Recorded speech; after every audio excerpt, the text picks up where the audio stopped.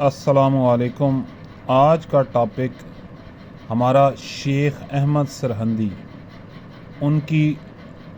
نہ صرف پرسنالٹی پہ بلکہ اس وقت کے حالات اور ان کی علمی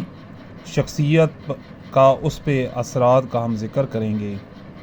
سب سے پہلے ہم ان کی ارلی ایجوکیشن سے سٹارٹ لیتے ہیں۔ انہوں نے بیسیکلی کابل سے سب کانٹیننٹ کی طرف موو کیا اور انہوں نے اسلامی فقہ، تصوف اور احادیث اور قرآن، حافظ قرآن، یہ تمام تعلیم حاصل کی اور اس وقت کے 9 رتن جو اکبر بادشاہ کے، جن میں ابو الفضل اور ابو الفیضی یہ ان 9 رتن میں شامل تھے، انہوں نے جب شیخ صاحب کی علمی دھاک کا سنا تو یہ بھی ان کے قریب آئے اور تعلق بنانے کی کوشش کی۔ اب ان کے ڈسپل کی بات کی جائے کہ ان کا مسٹک ڈسپلن کیا تھا، اس وقت اگر ہم غور کریں تو چشتیہ، سہروردیہ، نقشبندیہ کا عروج تھا، اور یہ شیخ احمد سرہندی ان تمام تصوف کی سلسلوں پر مکمل عبور رکھتے تھے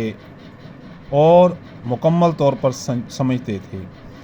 انہوں نے دینی تعلیم میں بھی خواجہ باقی باللہ، جو نقشبندیہ سلسلہ کے ہیڈ تھے،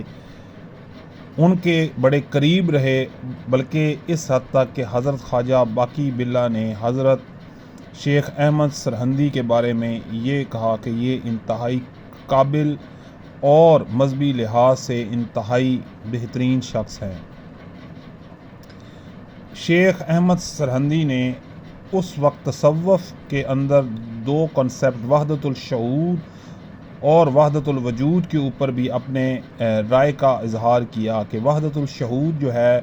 ان کے مطابق تمام جو مظاہر قدرت ہیں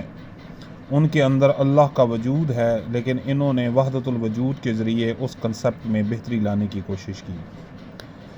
اگر ہم اس وقت کی کنڈیشن کی بات کریں تو تصوف جو ہے، جو مین تصوف ہے، اس سے آگے لوگ نکل گئے تھے۔ انہوں نے دینی قرآن، احادیث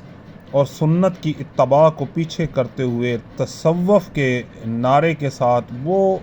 کرامات، میریکلز یا ان چیزوں کی طرف چلے گئے کہ جن کا اسلام سے دور دور کا بھی تعلق نہیں تھا، اور برملا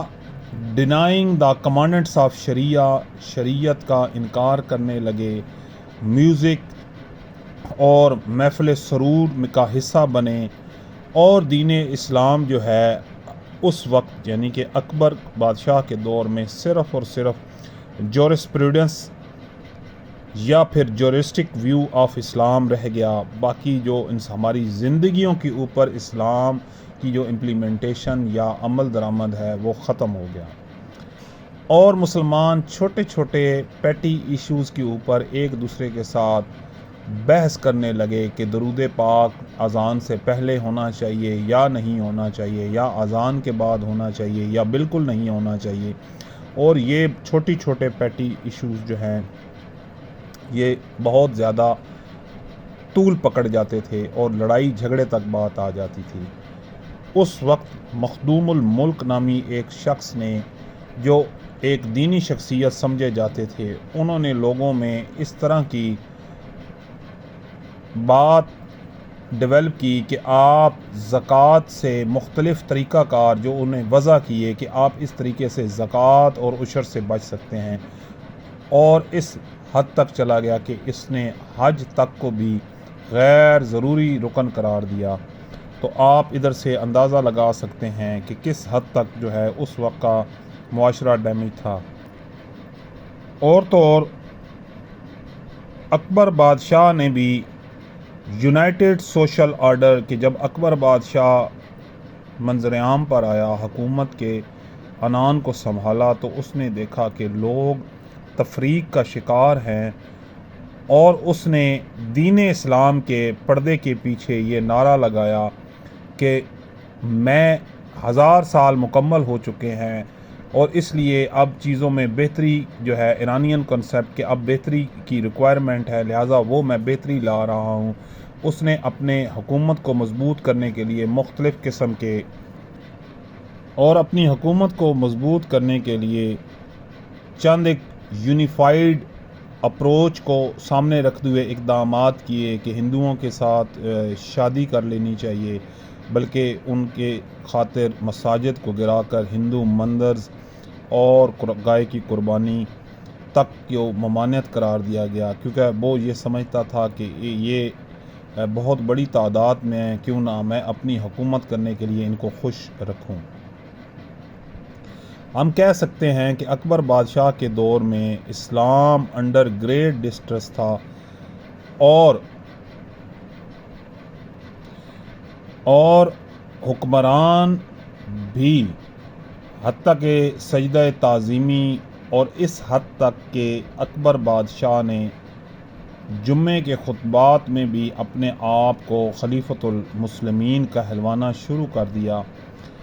اور اس نے اپنی حکومت کی خاطر وہ اقدام کیے جو اسلام کے اور قرآن کی بنیادی تعلیمات کے بہت زیادہ خلاف تھے۔ فل کمانڈ اوور قرآنک نالج کہ ان کو شیخ احمد سرہندی کو بہت زیادہ قرآنک اور حدیث کے اوپر گرپ تھی۔ انہوں نے سب سے پہلے اپنا ایک ڈسپل کریٹ کیا، اپنے لائک مائنڈڈ لوگ کریٹ کیے، پھر ان کو ٹرین کیا اور ان کو مختلف جگہ پہ بھیجا کہ لوگوں کو اسلام کی حقیقی تصویر بتائیں۔ علاوہ ازیں انہوں نے مختلف خطوط لکھے حکمرانوں کو اور ان کو بھی قائل کیا، اور آرمی کے اندر بھی کوشش کی کہ کسی طریقے سے جو ہے لوگوں کو قائل کیا جائے کہ اسلام کی بنیادی تعلیمات جو ہیں ان کے اوپر ہی عمل درآمد سے ہماری کامیابی ہے۔ اور آخر کار اکبر کو اس نے بہت زیادہ حد تک اپنی علمی شخصیت کے تابع کر لیا، لیکن آصف جاہ جو جہانگیر کا وزیر تھا اس نے ایک ان کے خلاف سازش جو ہے رچی، اور جہانگیر کو کہا کہ یہ آپ کی حکومت کے لیے بہت بڑا خطرہ ہے، اور اس نے آپ کے خلاف فوج اور مختلف قسم کے لوگوں کو ساتھ ملا لیا ہے۔ وہ اس کی باتوں میں آ کر انہوں نے گولیار فورٹ میں ان کو قید کر دیا، جہاں پہ یہ 2 سال قید رکھے گئے۔ اور جہانگیر بادشاہ نے جب یہ دیکھا کہ ایسا معاملہ ان کے ساتھ جیسا بیان کیا گیا ہے نہیں ہے، تو انہوں نے ان کو آزاد کر دیا، لیکن آزاد جو ہے مختلف جو ہے انہوں نے شرائط رکھی کہ اگر مجھے آزاد کرنا ہے تو یہ فلاں چیزیں ہیں جن سے میں بالکل پیچھے نہیں ہٹوں گا۔ کنٹینیوشن آف ریفارمیٹری ورک کہ انہوں نے اپنا ریفارمیٹری ورک بھی جاری رکھا، جیل کے اندر بھی نہیں رکے، اور وہاں بھی ہندوؤں کو نہ صرف مسلمان کیا بلکہ وہاں پہ موجود مسلمان جو دین اسلام سے ہٹ گئے تھے ان کی تربیت بھی کی۔ اور کنکلوژن کہ انہوں نے جب آزاد ہوئے تو وہ جہانگیر کے بالکل قریب رہے اور ان کے اوپر پراپر چیک اینڈ بیلنس رکھا، اور دین کے لیے بہت زیادہ جو ہے کام کیا۔